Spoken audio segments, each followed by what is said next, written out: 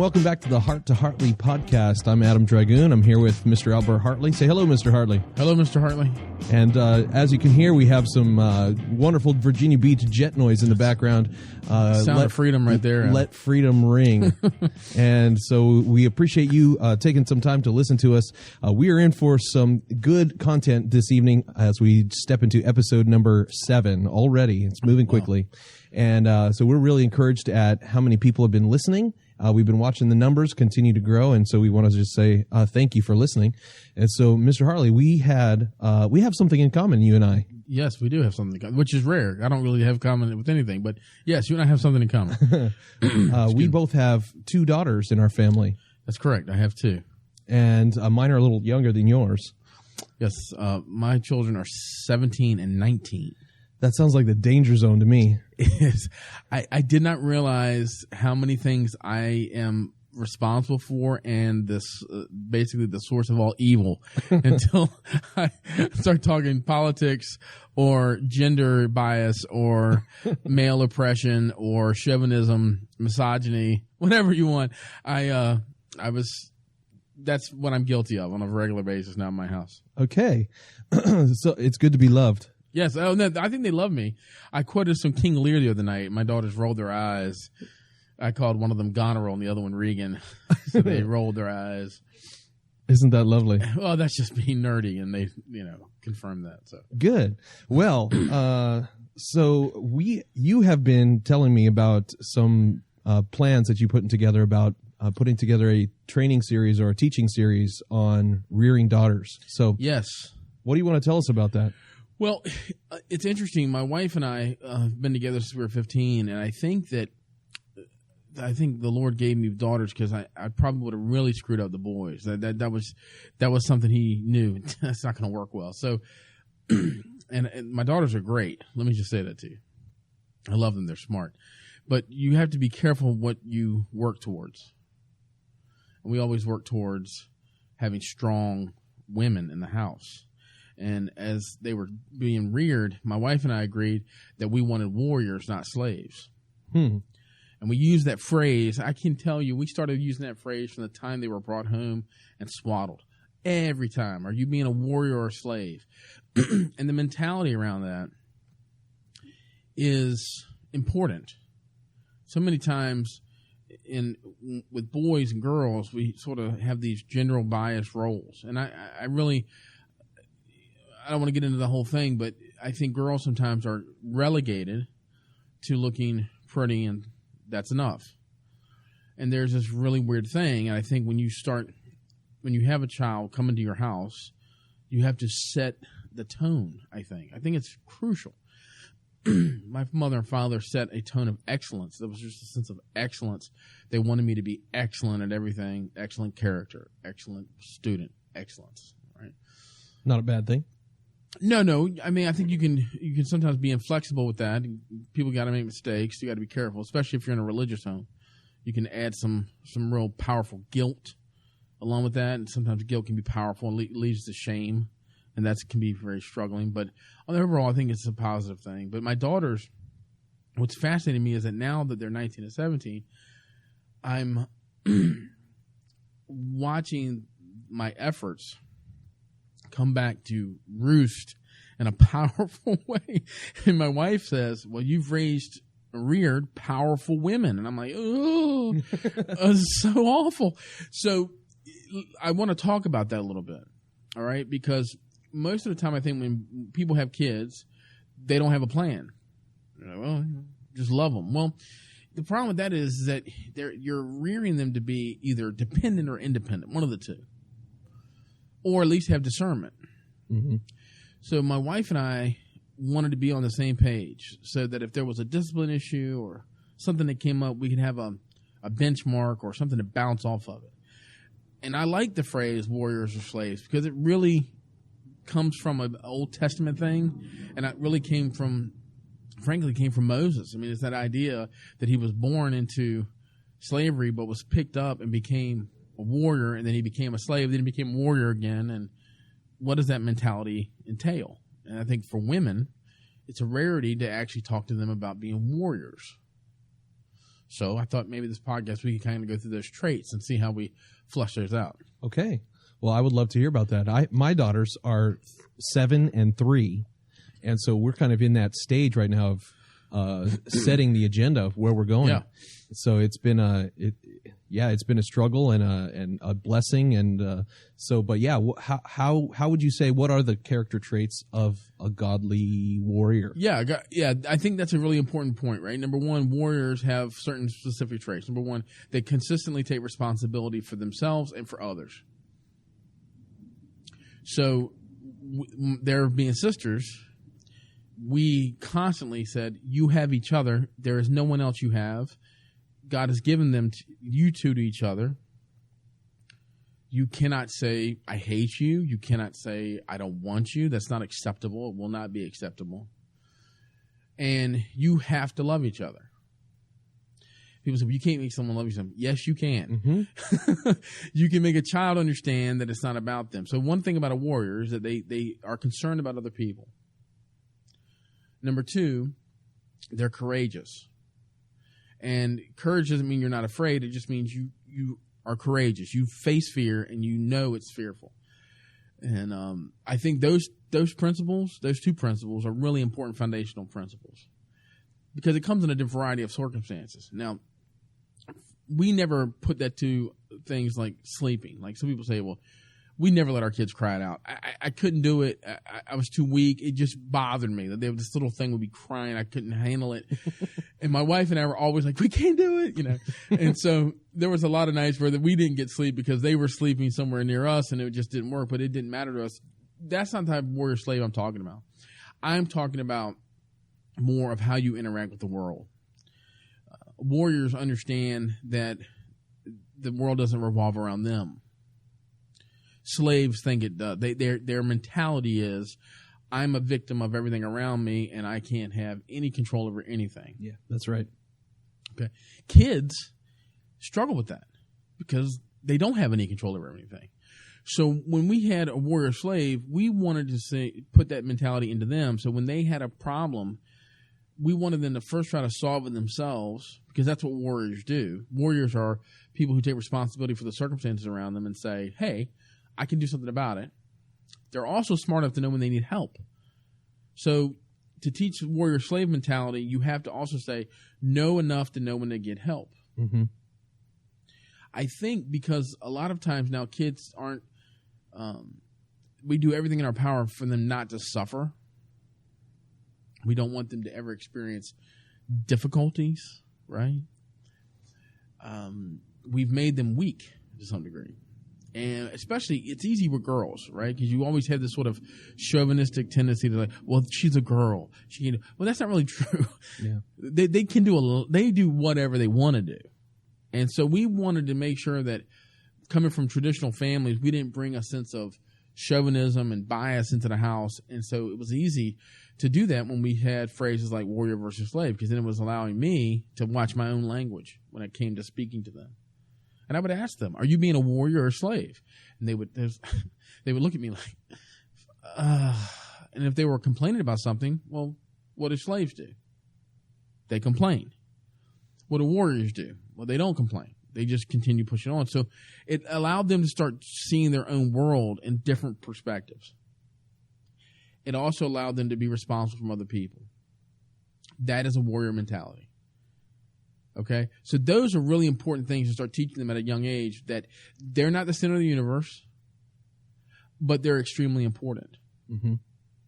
And I think when we started doing that early on, there was a couple, and I would like to talk about a couple of things we did early with them to try to teach that. So have I kind of covered the warrior-slave thing a little bit? Yeah, totally. Yeah, it's fantastic. Okay, so one of the things we also like to do, and my wife, who is the coolest person on the planet, because she's any crazy idea I have, she's like, yeah, whatever, we'll do it. And she's extremely patient. My wife's extremely patient. She's the type of person, if you cut off her finger, she'd be like, thank the Lord I've got 9 more. Right? Where I'd be like, my finger's gone. She'd be like, I got 9. I'm good. So it was a good sort of balance for us in the house. But one of the things we started doing when the girls got to be, at an age where they could write, we would want them to participate in their own what I would consider to be their own rules of engagement. Okay. What does that look like? Well, we would call them rules of engagement. We would say, listen, we have a problem in the house. You guys don't want to do this chore or that chore. We'd like to talk about it. And so we'd have family meetings. And our meetings were really specific.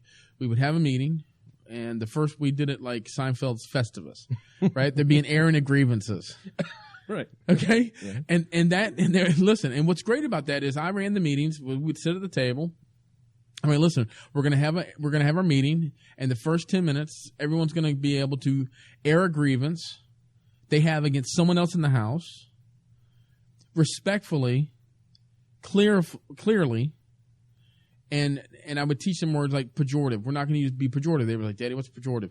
We're not gonna attack them personally. Right. We're no ad hominem. So we just always teaching them something about personal development. Always using language that they have to look up, or always teaching them something else, right? That's training. Mm-hmm. So when don't use ad hominem arguments, they'd be like, I don't know what that means. And I'd say, well, look it up, and we teach, right? And they pick it up. That's treating them like a warrior, not a slave. Sure. Okay. Well, so check this out. So my daughters are 7 and 9. Okay. And I went, listen, we need to also, if we're going to have the meeting, be prepared. That's another thing, right? So if you have something to air, bring evidence of the issue. Boy, it must have been tough to be a lawyer's kid. Well, yeah, that's what. But here's what's great about it, right? Sometimes it took the emotion out of it, so we can all. Because when you're sitting down, we would say, "All right, this is a family meeting. We're a team. We're a team. Teams sometimes conflict with one another, so let's lay it out." So what would be interesting is my wife may have a grievance against me, which she would say in front of the kids. I might have a grievance against her, and we're not talking about personal things that they're not appropriately designed. We're talking like, I really can have an issue when I come downstairs and the dishes are not in the dishwasher. Like, I don't understand when they're on the counter. Like, this is not teamwork. And someone would usually say, well, I'm sorry for that. I'll try to adjust my behavior. So it's allowing us to calibrate without resentment. Mm-hmm. So powerful. Also, warriors commit to other warriors. So there's nothing like airing grievance and then saying, are you committed to making a change in your behavior? And the answer, yes, I'm committed to making that change, and I will make that change. So at the next meeting, what do? You have an acknowledgement. So, hey, and as the father of the household and as mother and father, we would write these things down. Like, listen, we want to give an acknowledgement to the change in behavior. Now, this can be difficult because you're not prepared for some of their grievances from coming out of a 7 and a 9-year-old. Okay. And it also allowed us to handle some sensitive topics as the girls got to be older, whether it be a hygiene issue or whether it be a behavior issue or something like that. These things would come up, and I would not be prepared for the grievance. And sometimes I was clueless as to my behavior. Because I think as fathers, sometimes we get away with a lot of stuff because we're the authority figure. Sure. It's very powerful for a young child to be able to say to their father or to their mother, I've got something I don't like. Yeah. It's a place of great privilege. What it does, though, it avoids the whining. Now, my wife, okay, is a Southern belle, okay, very strong Southern woman, comes from a very strong Southern family. Whining is not tolerated.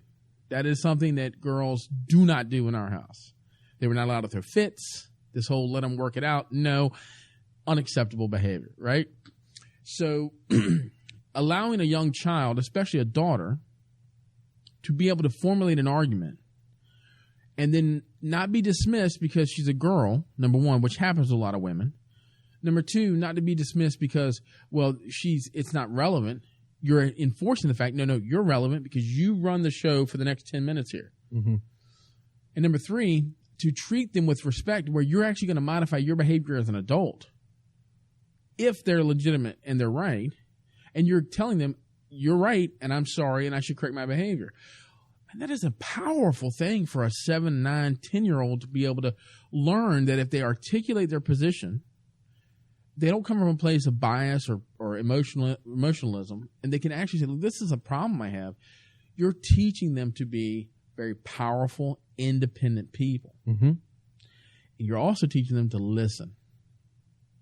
because you got to listen when you're at the meeting, right? So that's sort of airing of grievances, the Festivus. We make jokes of it, right? And my wife implemented something which is very cool, which she called a thankful jar, and she said, so it's a huge jar we have in our house. And anytime something happens of significance, someone writes down it on a piece of paper and puts it in the jar. And then every New Year's, we read them all. Oh, that's cool. And it's a significant tradition in our home. And it's great if someone, like we had a dog pass away and we put in there, I think one of my daughters put in there RIP Jenna and put the date. And it was sort of remembering of where we've been. And we always say this every year about, did that happen this year? You know?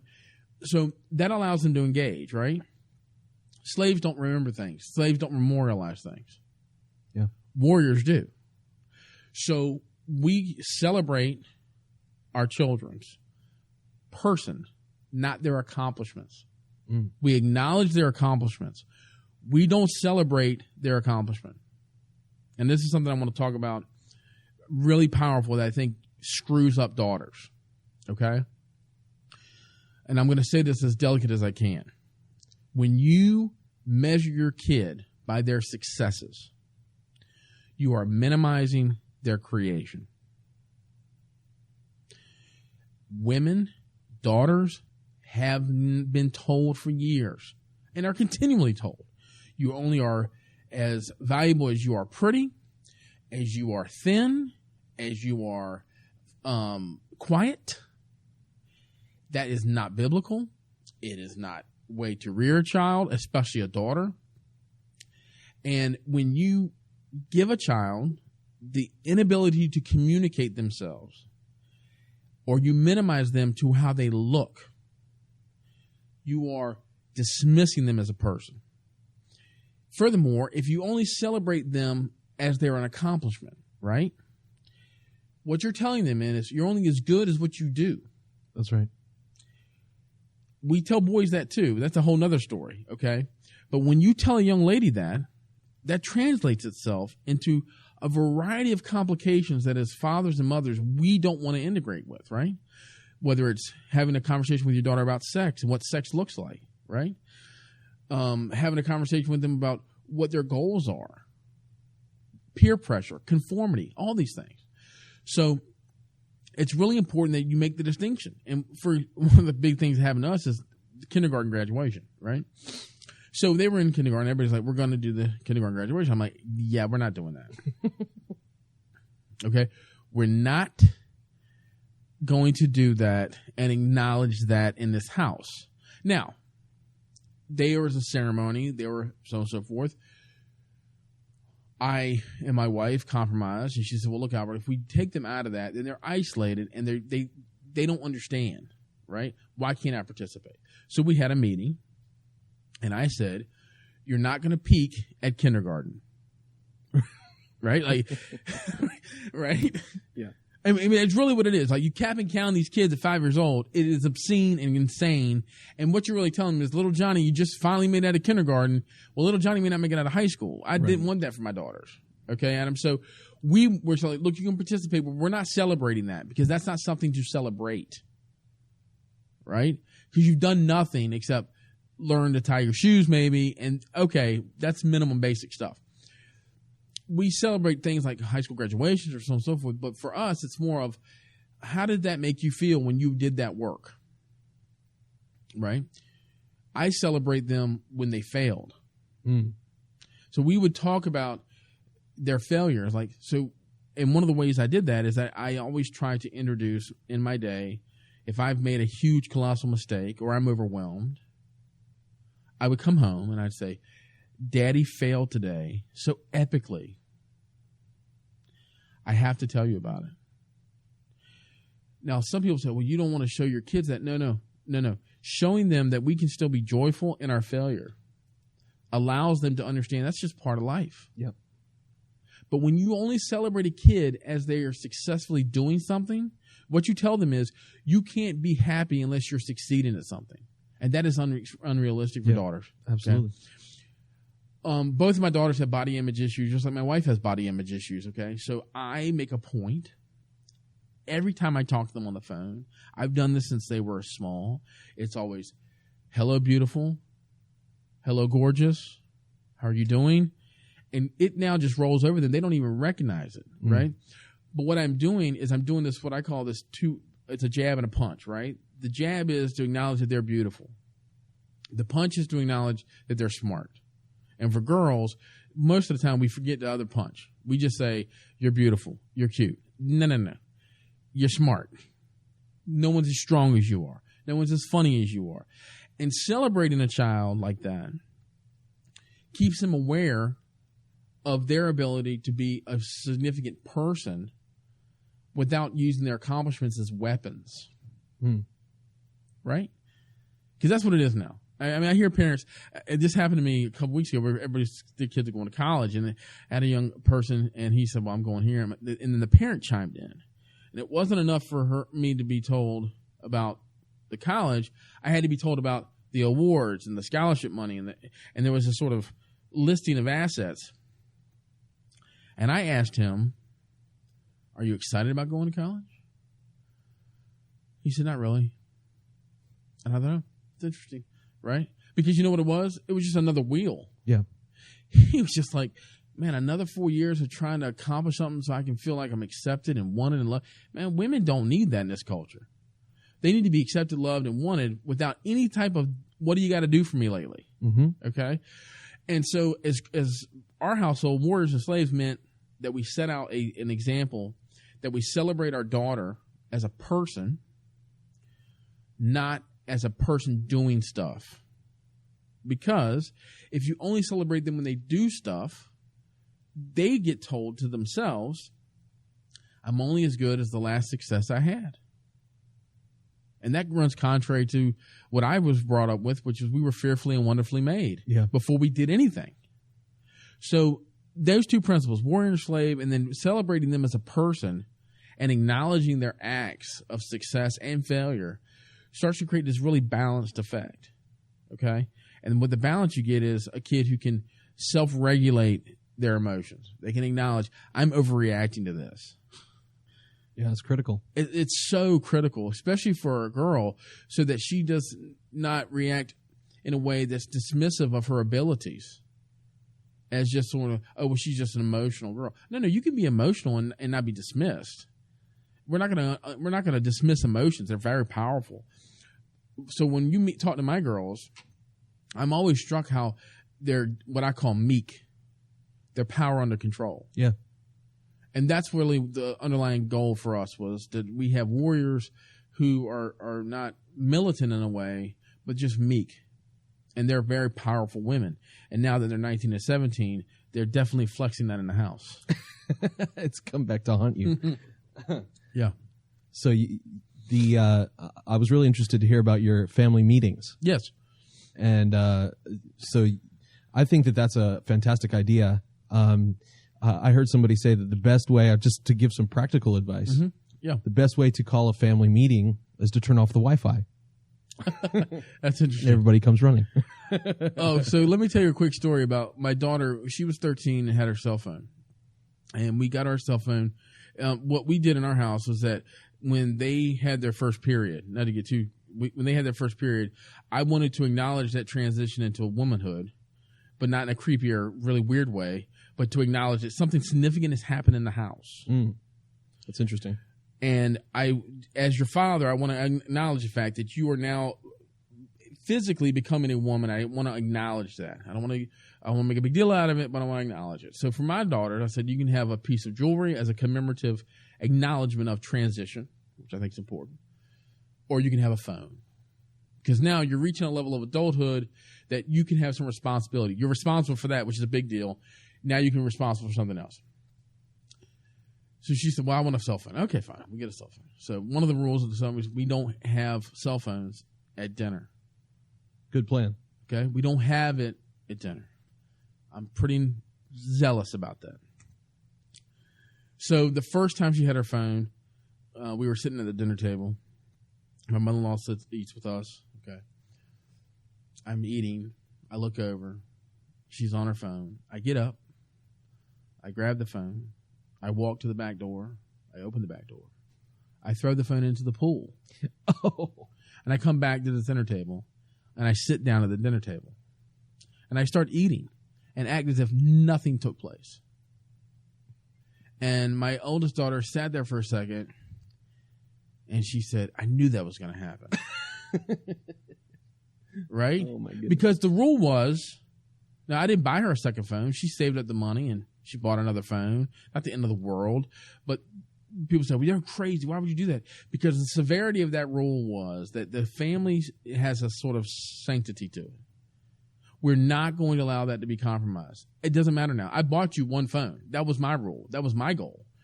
And that was my obligation to you. I agreed to do that. I chucked it into the pool because I have authority over the phone. Right. Here's how you get another phone, save your money, and get another one, which she did. Mm-hmm. There you go. She'll never forget that. She has never forgotten that. And one of the things that we do now is we ask permission from one another in the family if we're in a casual situation. Hey, is it okay if I answer this text? Is it okay if I just want to answer this one text? Is this okay? So my 17 or 16-year-old will give permission if we're out somewhere. Sometimes we're just in casual. But notice the great respect it has for everybody else, right? Hey, is it okay, since we're kind of casual, if I answer this text? Yes. Yeah, that's fantastic. Yeah. And so the family meetings, Adam, one thing to add to that too is having an Okay? I mean really specifically an agenda. Like I want to talk about these two things tonight. Yeah. I would like to have 15 minutes. And what we do in our house, and my mentor taught me this, Mark Overman, he taught me this, is that we would say, I would like to have 15 minutes tonight to discuss these two issues. Is there a time tonight that works for everybody? Now, we did this when they were 7, 8, young. And they would say, well, I've got this, or I want to watch this TV show. Can we do it at 8:30? And my other one would say, well, I want to do this. Can we do it at 8:15? I would say to my wife, she's like, 8:15 works for me. Works for me. Fine. 8:15. And now, here's what's important about this rule. Once you establish 8:15, nobody reminds anybody else of the meeting. Oh. It's a small level of commitment. Is everybody committed to 8:15?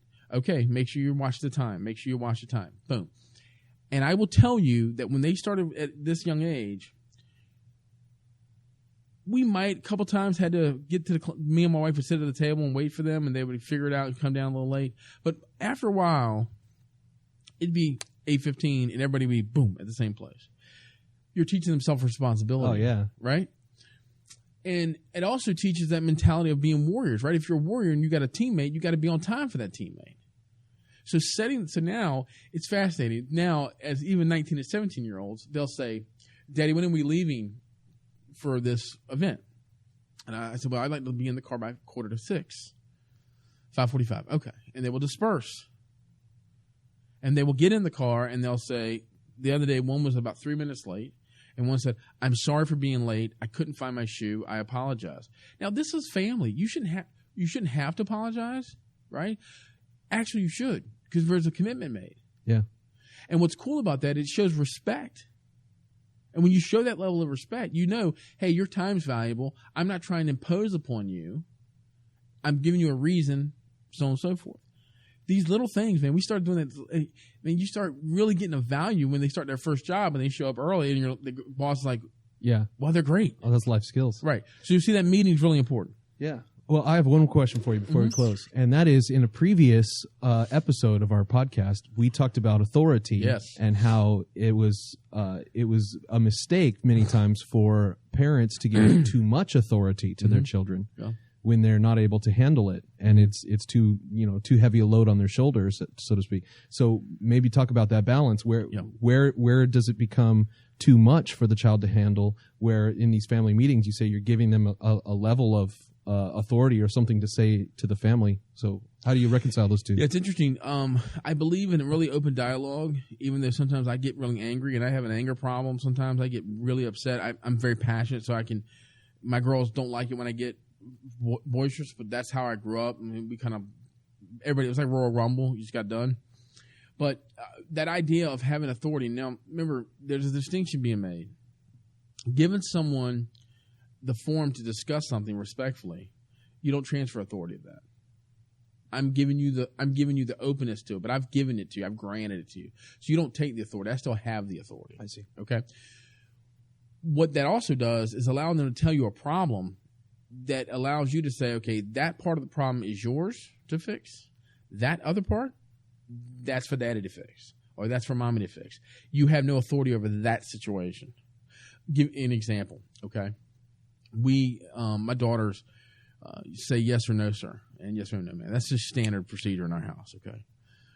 Well, it was interesting because one of our family meetings, my daughter said, I need to talk to you all about something because something came up today at someone's house, and I want to make sure I handled it correctly.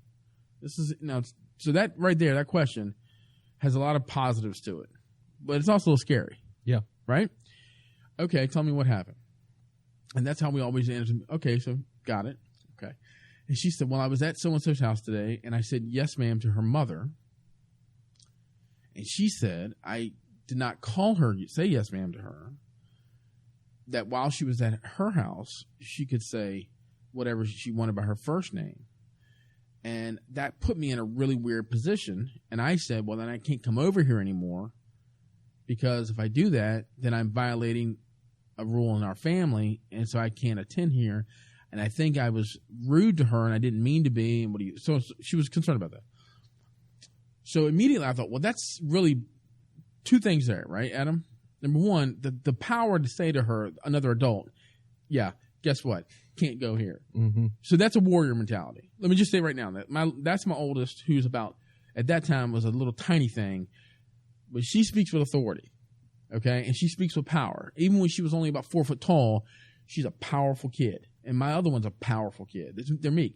But to look at an adult who's towering over you and say, okay, if that's the rules you're going to set up, I can't violate the rules of my own house.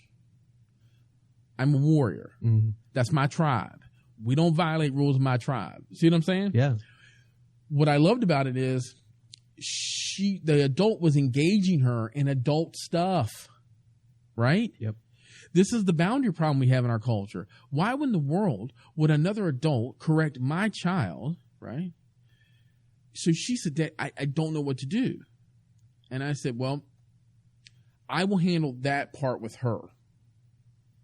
You did the right thing. I'll handle that with the parent, or mommy will, so on and so forth. That's not something you should be dealing with.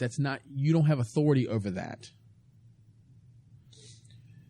Okay. Well, I think she was upset at me. No, I think she may have been upset at you, but because she wanted to try to dominate you and you weren't going to be dominated. So daddy and mommy are totally on board with you on that. We'll have a conversation. Until we have that conversation, how about you not go over there and stay there until we get you to clear all, right? So that's a great an example of, I've been put in a situation. I really shouldn't have been put in that situation. So I had a conversation with a parent. I said, listen, something happened today. I want to confirm that. You had a conversation with so-and-so, and this is what happened. Now, interesting point of view, the adult's perspective was different. So, number one, my girls don't lie to me about anything. They may not tell me something, which I know they won't want to tell me, but they won't lie to me. So the adult immediately got defensive. I said, listen, I don't want you to get defensive. I'm just letting you know, you asked her to do something that's outside of her authority. You asked my 9-year-old to violate a rule of our house. So I'm wanting to confirm is that if that's going to be an issue for you, for her to say yes, ma'am, no, ma'am, I just want to make sure you understand she's not going to play with your kid at your house if that's how you want to play it. And number two, don't have a conversation with my 9-year-old that are adult conversations that you can have with my wife or myself. We're adults. You got a problem. Pick up the phone. It's cool. We'll have a conversation about it. Right? Mm-hmm. She said, no, it's fine. It just makes me feel old. I'm like, well, you are old because we're all old. Yeah. Right? But so that's the difference, Adam. Yeah. You are now telling your child, I don't have to take on the weight of the world because I'm a kid. I can discuss this with my parent because I'm empowered to say, no, right? It takes a lot of guts to say, I'm not violating a team rule, right? Yeah. Why did she do that? Why do you think she did that? That takes a lot of power, man. Oh, yeah. I mean, for a 9-year-old kid to say to an adult, hey, I can't come here now, right? What gives her the ability to make that determination? Because she had authority over that. Mm-hmm. She had authority over, we don't break team rules. You don't need to come and talk to mommy and daddy about that. We just don't break them. Right. So in her world, she was faced with a dilemma. This adult's telling me in her house, I can't do what I used to do in my house. Okay. I can't come back over here. What I didn't do is leave that with her. That's where I would have made the mistake. Yeah. It'd have been inappropriate for me to say to her, oh, no, honey, you handled that really well. Good job. And not explain to her, no, you did a good job, but that's not something you should have to deal with. Daddy will handle it, and he'll be nice and polite. Don't be upset about that. But I'm going to address it. And what's happening in our culture now, we've put so much authority on the kids that we think when they have a conversation with another adult that that's the end of it. No, that's inappropriate. That's completely inappropriate. They may have a conversation, but you as an adult need to establish an authority parameter with the other adult and say, listen, my child made a conversation with you, which I completely back, number one. And number two, that type of conversation should be held with me only. Are we going to have a problem? Mm-hmm. No, we're not going to have a problem. So now we're establishing adult parameters, and the child says, okay, I did the right thing. I've been empowered that. It gave her power and the ability to say yes. It affirmed her, but it also didn't leave her with this lingering idea that she was by herself. Okay? And building warriors means you have other people to help you. That's the mistake most parents are making now. They're allowing the adults to talk to the kids as if they're adults, and they're not adults. And I saw that happening when I was in high school. Okay? There's too many children being children, and there's too many adults being children. Yeah. And the way you assess that is that you don't allow your child to be weak and not have the ability to establish their own parameters that they've been taught and be able to declare those. But then you don't leave it there with them where they got to carry the burden of it. Because I can tell you, as soon as I said, no, it's fine. I will talk to so-and-so. You did a great job. Go about your business. Until I tell you to, how about we not go over there? And what's that do? It establishes the authority back with daddy and mommy. She can play and do everything else. She just got a boundary. Nice and natural. We had a conversation. I said, hey, you're good to go. Yeah. But if it happens again, just let me know, but you're good to go. Boom, freedom and go, right? Warrior versus slave. Mm-hmm. So, but it takes some effort. But notice how the parameters, when you start talking warrior slave, it starts to clarify the issues a little bit more regarding authority. Because then you're like, wait, you're giving authority to a child. You shouldn't be doing that. It's inappropriate. Yeah. Well, I think that's a perfect microcosm for what we're trying to train our kids to be one day. Mm-hmm. That one day when they leave the house, that they're not going to be under your authority, right? To the same degree. Right. But we hope that they're going to carry the same values that we learned in our home out into the world, wherever you go, or into your marriage or your future, and that you're able to stand up for yourself and be a real thinking human being. Right, because, I mean, you're not the same person. I mean, I wasn't the same person, and through some of the crises happening in our lives, I haven't been at my best for 8 years probably. And I tell my girls, I'm like, listen, I have not been my best self for you in the last 8 years. So you've really had to rely on the training that we had in the beginning. So when you have a kid who can participate in their own rules of engagement in the house, and they post the behavior contract on the door, and they've written the contract, and they've written the punishments, you don't have to really come up with it, because I think that one of the things that girls hate the most is arbitrariness and capriciousness. They hate it. They don't like it. They think it's a trust factor issue. They don't like parameters changing. They want to have some predictability. I don't know about boys. I've never reared boys. I can't tell you anything about that, right? But I think that's a sign of a strong person when you're not arbitrary. So in our house, we never punished somebody unless they knew what the punishment was supposed to be. Okay? I see this a lot with parents. They react to their kids, and I'm thinking to myself, did you set the expectation on their behavior? Did you set... No, you just hauled off and punished the kid. That creates arbitrariness. They don't understand. If you say to them, listen, when we go here, we're not going to do this, this, and this. And then this, and this is not done. That's the expectation, right? Right. If you have no expectations, how can you punish somebody? Mm-hmm. Yeah, one of these days I'd love to see one of those contracts.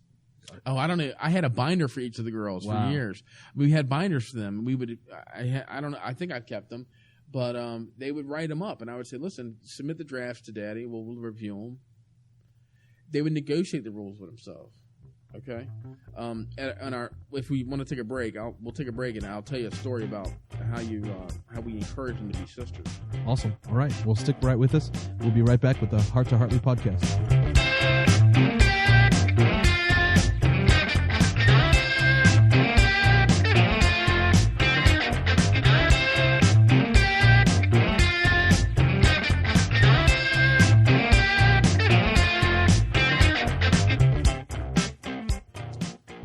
All right, and we're back here at the Heart to Hartley podcast.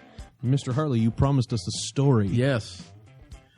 So one of the cool things about rearing warriors and not slaves is that you have to teach your daughters that there is not a place they can go that you won't go.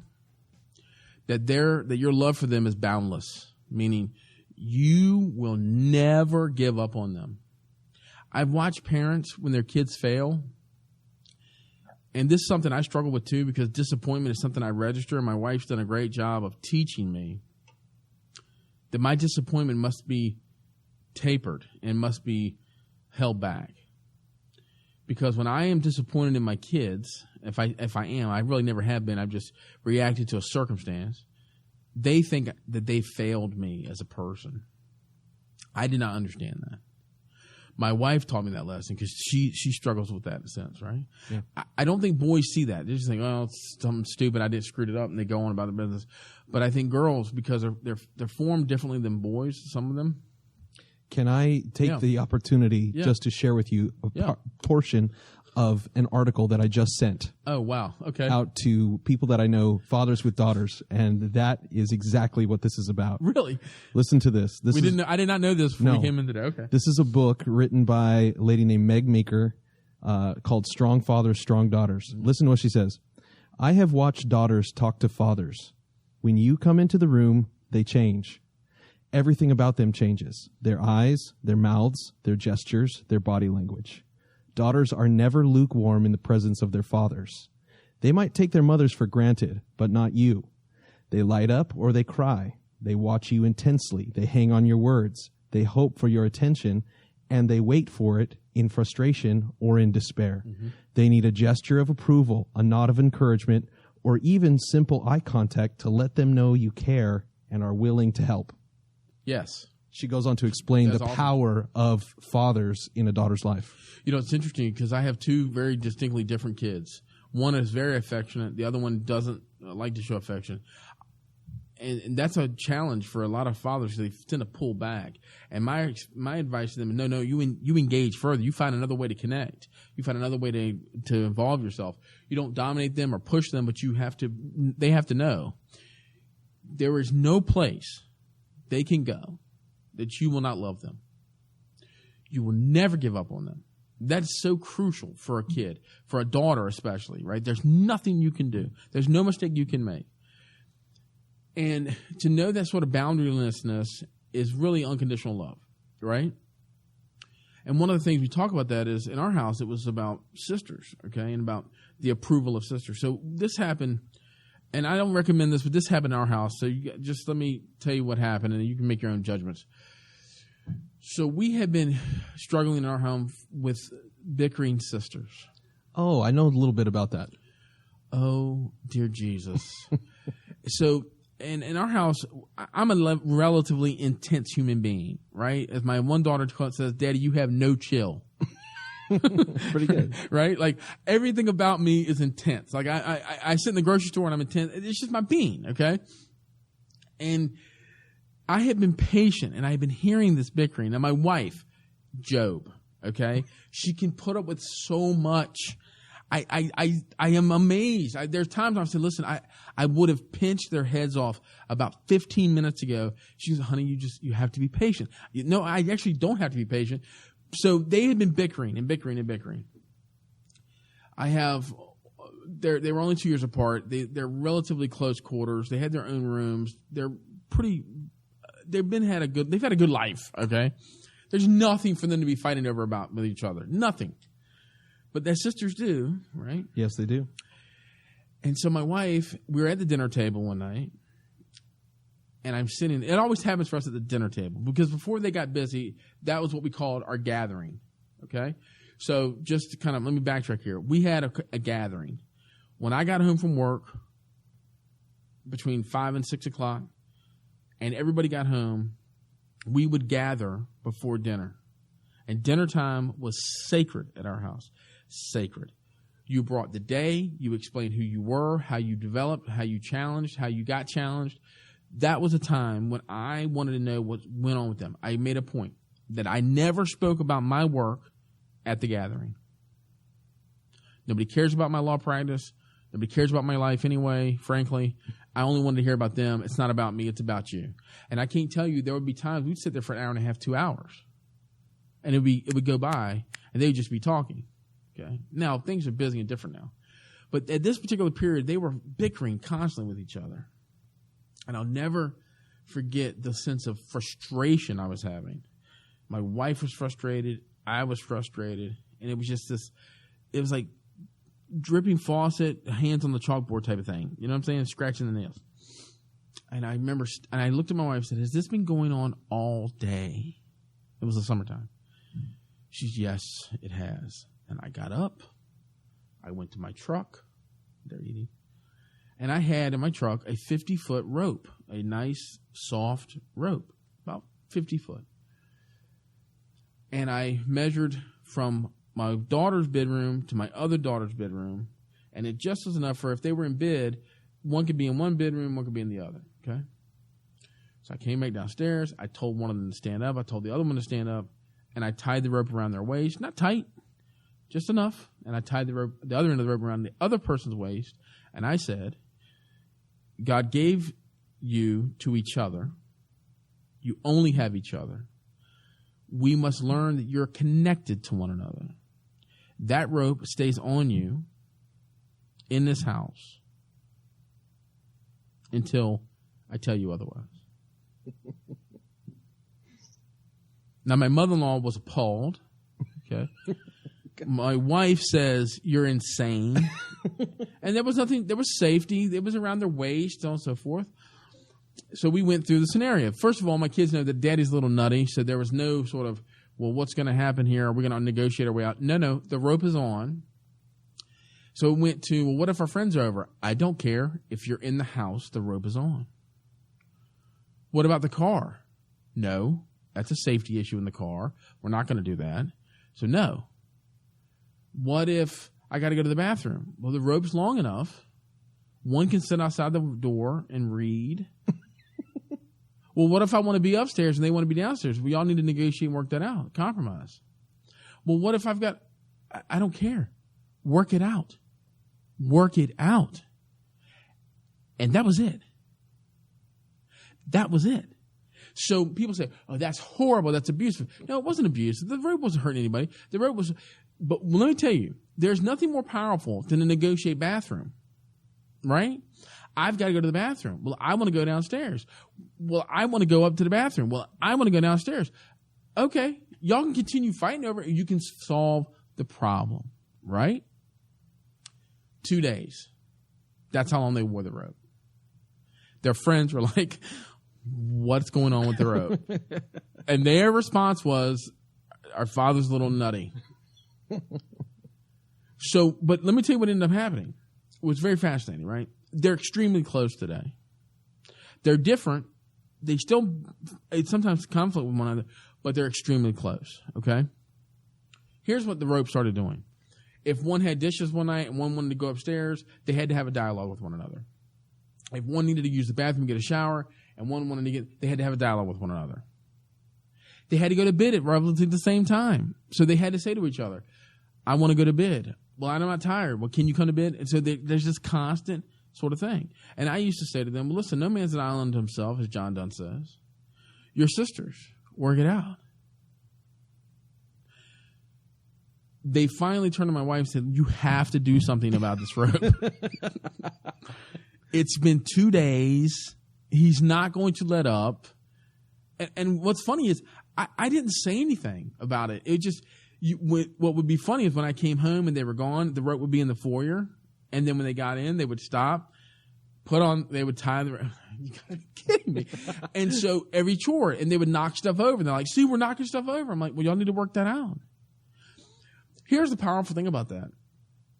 It wasn't so much an abusive tool, right? But it's a way to show them that metaphysically they're tied together.